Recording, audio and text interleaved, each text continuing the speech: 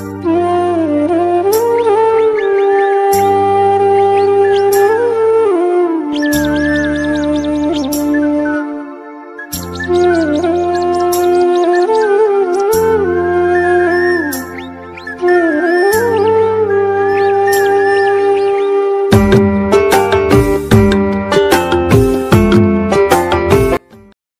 সকাল বন্ধুরা, কেমন আছো তোমরা সবাই? আশা করি সবাই অনেক ভালো আছো, সুস্থ আছো। তোমাদের সবাইকে দয়াবতী দিয়া বাংলা চ্যানেলে অনেক অনেক স্বাগত। আজকে হলো শুক্রবার, আর ঘরের সব কাজ করা শুরু করে দিয়েছি। রান্না খাওয়া দাওয়া কমপ্লিট হয়ে গিয়েছে, সবাই কাজেও চলে গিয়েছে। তো কালকে না অনেকগুলো জামা কাপড় ধুয়ে দিয়েছিলাম, সেগুলো আজকে সকালে শুকিয়েছে। তো সেগুলোই আগে সকালে ভাঁজ করে নিলাম, তারপর সকালে আসলাম ঘরের কাজ করতে। তো আজকে রান্নাঘরের অবস্থা দেখতেই পারছো কি অবস্থা হয়ে রয়েছে। তো আজকে যেহেতু শুক্রবারে রয়েছে, তো ভাবলাম রান্নাঘরটা ভালো করে ঝাড় দিয়ে নেব, মানে যেই ঝুলগুলো হয়েছে সেগুলো পরিষ্কার করে নেব, আর রান্নাঘরে যে বাসন আছে সেগুলো পরিষ্কার করে নেব। আমরা কিন্তু সবাই রান্নাঘরকে দ্বিতীয় ঠাকুর ঘর হিসাবে মেনে থাকি, তাহলে রান্নাঘরটা তো সবসময় পরিষ্কার রাখাই উচিত। তো এদিকে যে দেখতে পারছো না কাঠটা, সেটা দেখে না অনেক কালো কালো মনে হচ্ছে। কারণ আমাদের এখানে জল হলে, মানে যখন বন্যা হয় বৃষ্টির টাইম, তো অনেক জল হওয়ার কারণে এই জলে জলে এরকম কালো হয়ে গিয়েছে। নাহলে কাঠটা কিন্তু অনেক মজবুত রয়েছে।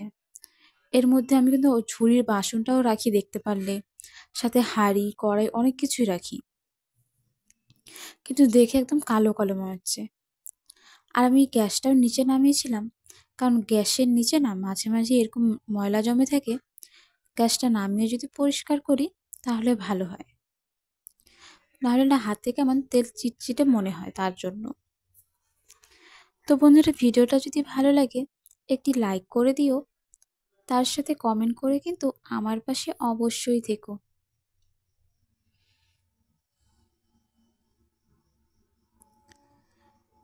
তো আজকে না সাবান দিয়ে পরিষ্কার করছিলাম বসে বসে, কারণ সাবান না দিলে না কালো হয়ে যাচ্ছে। দেখো এই নিচের জায়গাগুলো, এখানে হলো সবজির ঝুড়ি, আর তার সাথে জলের যেই বালতি আর কি যা যা জিনিস রয়েছে সেগুলোই নিচের দিকে রাখি।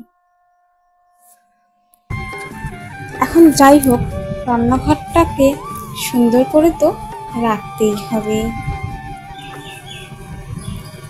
তো এটা হলো যেই বোর্ড রয়েছে তার নিচে আলাদা করে আরেকটি বোর্ড লাগানো হয়েছে কাঠের, যাতে এর মধ্যেও কিছু জিনিস রাখতে পারি।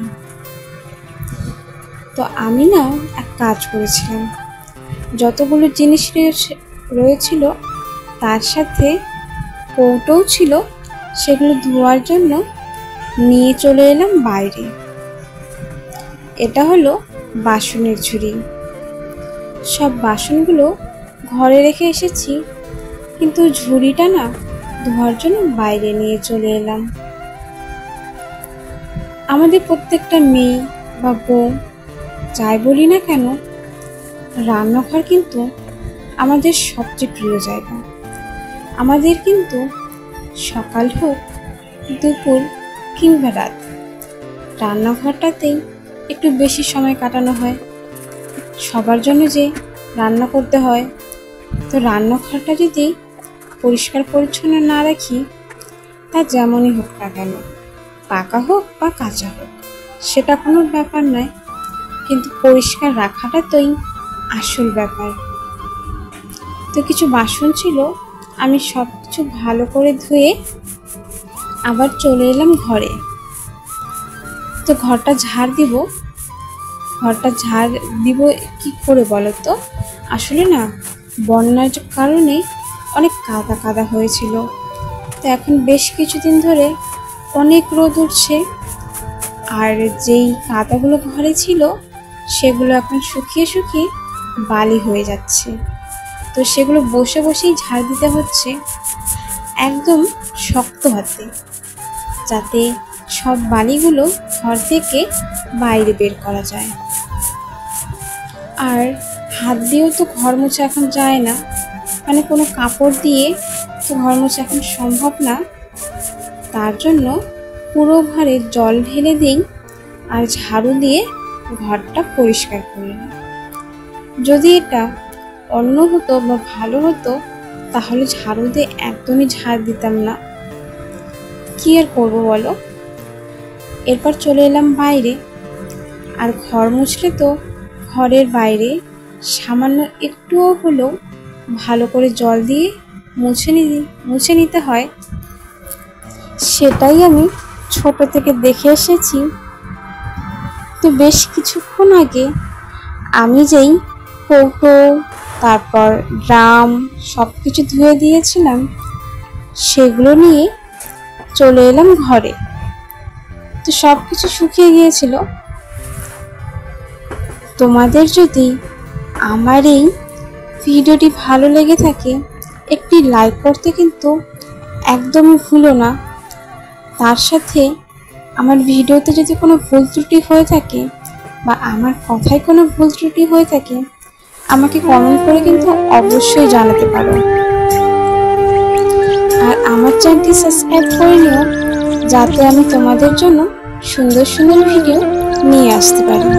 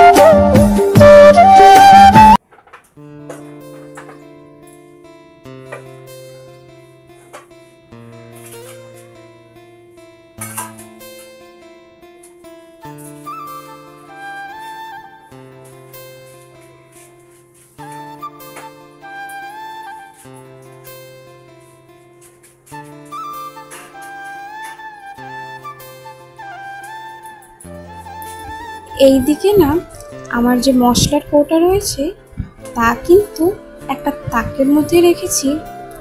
আর কিছুদিন আগেই আমি জানো তো সব কৌটাগুলো ধুয়ে দিয়েছিলাম। তো আজকে আর আলাদা করে নামাইনি, কারণ সব গোছানোই রয়েছে তো তার জন্য। তো আমার এই ছোট্ট রান্নাঘরটি তোমাদের কেমন লাগলো অবশ্যই কিন্তু কমেন্ট করে জানাতেই হবে, কারণ এক কথা কিন্তু আমি বারবারই বলে যাচ্ছি। তা যাই হোক, এখন তোমাদের আমি দেখাই আমি আমার রান্নাঘরটা গোছানোর পর দেখতে ঠিক